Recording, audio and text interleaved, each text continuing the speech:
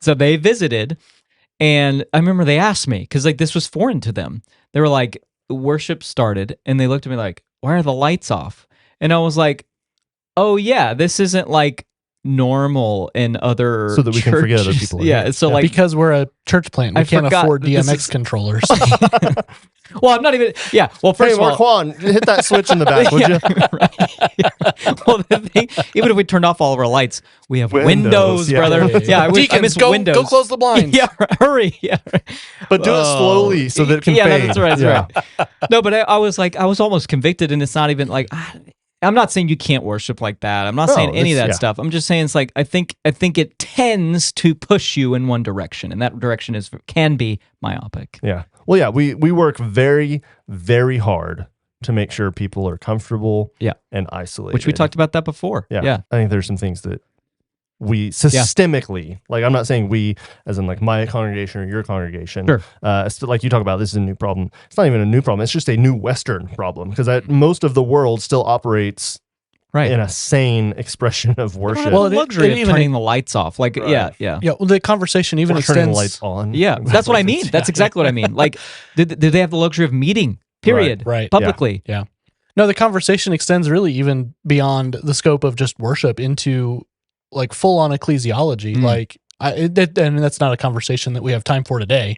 But well, ecclesiology, personal like theology and application in a cultural Christian context, right? Because for those people in other cultures throughout history and in other parts of the world, if they say they're a Christian, they have to mean it. Yeah. And so they hunger and thirst for it. For us, we say that we're a Christian and it doesn't mean anything. So we say we're a Christian, we go into a dark room and we cry a little bit, we sing some songs, and our life is completely and utterly unchanged by it until we come back again.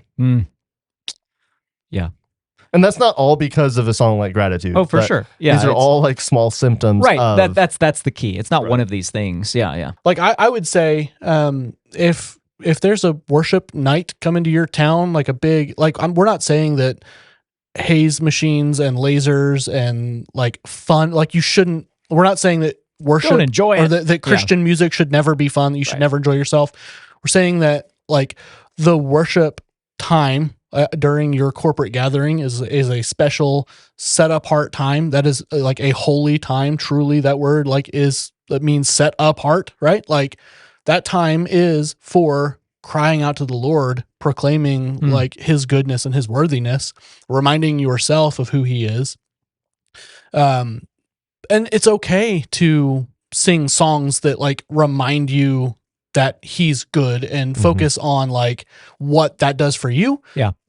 That they just don't have their place during the Sunday morning service. So if you want to go to like a Christian concert and have a blast, awesome. By all means do it. We're not discouraging that. Just just make sure you keep your priorities in check. Yeah. That's good. Yeah. And then there's also like a flip side of this too, I think, where it's like, because we struggled with this when we first launched the church plant, was like finding high energy songs that were also biblically sound. Right. Kind of hard to find. Yeah.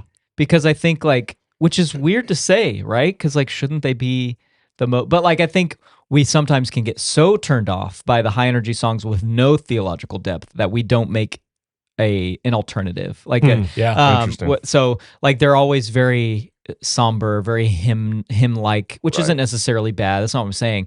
But hymns don't have a lot of energy, and I think sometimes you are to sing with passion and like and loudly, and energy helps people do that. I think there's definitely some really great songwriters out there who are doing songs like that nowadays. But it's definitely harder to find than you think. Kind of like that's why Southern gospel music is like one of my favorite genres, because you still have, for the most part, you still have some pretty like biblically sound music out there, but with a fun beat, like you can enjoy it and that's good. Enjoy it. How very eloquent.